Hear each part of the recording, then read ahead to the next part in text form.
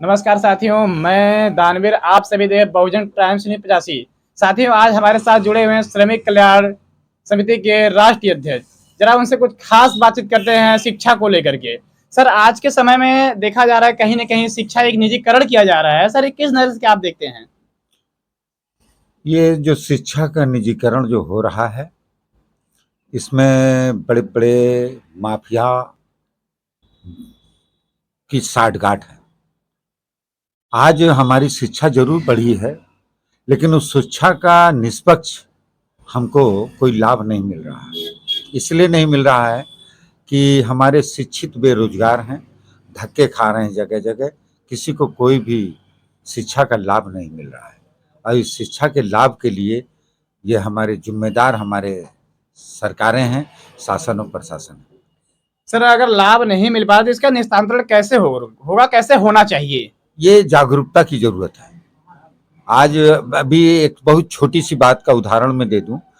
हमने जब ज़्यादा पढ़ा-लिखा दिया, तो पता चला कि वो अपने माँ-बाप को अनाथालय में रख दिया।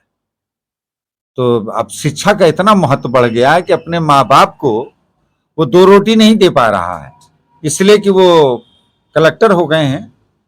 तो पता चला उनके पास इतना वक्त नहीं है, उनकी माँ बाप उनके अनाथालय में है।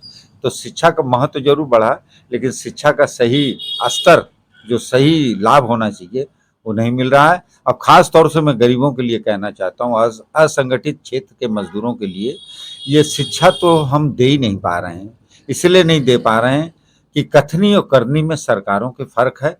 आज हमारे पास इतनी फीस नहीं है कि हम किसी भी अच्छे स्कूलों में पढ़ा सकें।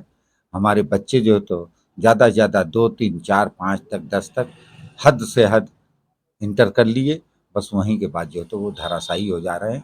इसलिए कि इतनी ज़्यादा महंगाई बढ़ गई है, इतनी ज़्यादा किताबों फीस की दाम बढ़ गया है कि हम पढ़ाने में असमर्थ हैं। हमने तो अपने भाइयों से कहा है कि शिक्षा सबसे ज़्यादा ज़रूरी है। आधा पेट खाएं और हम लोग शिक्षित अपने बच्चों को जरूर बनाएं। बाबा साहब ने कहा था कि संघर्ष करें और शिक्षित बने। हमारे जो संविधान के रचयिता थे बाबा साहब भीमराव अम्बेडकर जी, उनका सबसे बड़ा जोर था कि हम संगठित हों और शिक्षित हों। और हमारे जो समाज में जो शिक्षित लोग हैं, वो समाज को शिक्षित बनाने का कार्य करें। लेकिन हम उनसे भी बहुत दुखी हैं जो हमारे पढ़े लिखे लोग जो शिक्षित हैं, वो असंगठित क्षेत्र के मजदूरों को, भाइयों बहनों को 1 घंटे का वक्त नहीं दे रहे हैं। हम उनको सबसे ज़्यादा दोषी मानते हैं। सरकारों से ज़्यादा हम उनको दोषी मानते हैं जो हमारे लोगों को शिक्षित नहीं कर रहे हैं। अभी मैं अम्बेडकर जी के 14 अप्रैल पे मैंने एक जगह भाषण दिया था और मैंने कहा था कि आप सभी लोग एक कार्य करने का काम करें कि जो हमारे लोग पढ़े लिखे हैं, वो संविधान के बारे में उनको 1 घंटा बताएं, पढ़ाएं। जो नहीं पढ़ना जानते हैं उनको सुनाएं कि संविधान में क्या हमको मौलिक अधिकार दिया गया है। पता ये चला कि हम संविधान संविधान चिल्ला रहे हैं, सड़कों पे बाबा साहब की जय कर रहे हैं, संविधान जिंदाबाद कर रहे हैं, लेकिन संविधान की एबीसीडी हम नहीं जानते हैं। इसलिए हमारा कहना है कि जो भी हमारे पढ़े लिखे लोग हैं हमारे समाज के, वो 1 घंटा, मात्र 1 घंटा वो असंगठित क्षेत्र के मजदूरों को, श्रमिकों के बच्चों को बैठाएं एक जगह, गांव में बैठाएं, मोहल्ले में बैठाएं। बैठाने के बाद वो संविधान के बारे में बताएं, जिससे जब हम संविधान के बारे में जागरूक हो जाएंगे तो हमारे अंदर एक हौसला होगा। हम जानेंगे कि हमारे पूर्वजों ने हमको ये अधिकार दिया है और हमारे पूर्वजों के साथ इस तरीके से अत्याचार हुआ है। इस तरीके से तब हम जागरूक होंगे, तब हम किसी का मुंह तोड़ जवाब देने के लायक बनेंगे।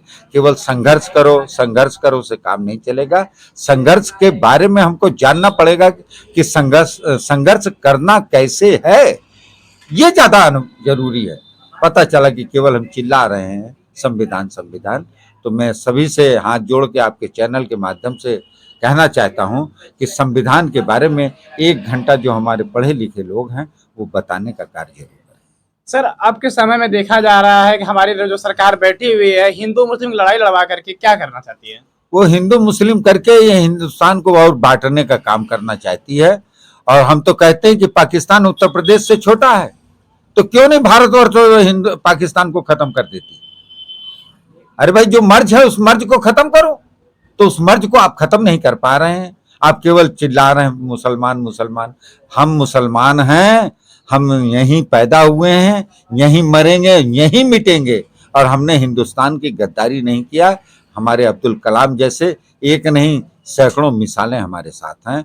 दिल्ली के आप चले जाइए, जो इंडिया गेट है, उस इंडिया गेट पे देख लीजिए, सबसे ज्यादा मुसलमान दिखाई देगा जिस मुसलमान ने जान दिया। सर अभी तो नेहा सिंह राठौर सरकार को सत्यता दिखाने का थोड़ा सा कुछ अपने हिसाब से की, फिर भी उनके एफआईआर दर्ज किया गया है। किस नजर से आप देख रहे हैं इनको? इस सरकार में जो भी सत्य बोलेगा उसको जेल जाना है, उसके खिलाफ कार्रवाई होना है। जो भी बोलेगा, आप सही दिखाएंगे, आप सही बोलेंगे, आपके ऊपर भी मुकदमा होगा, आप भी जेल जाएंगे। तो जेल जाने के लिए जो तैयार हैं वही सत्य बोलने का काम कर रहे हैं, और जो जेल जाने के लिए तैयार नहीं है वो गिद्ध की भाषा बोल रहे हैं। मीडिया वाले भी गिद्ध हो गए। धन्यवाद सर आपका, ये अच्छा रहा।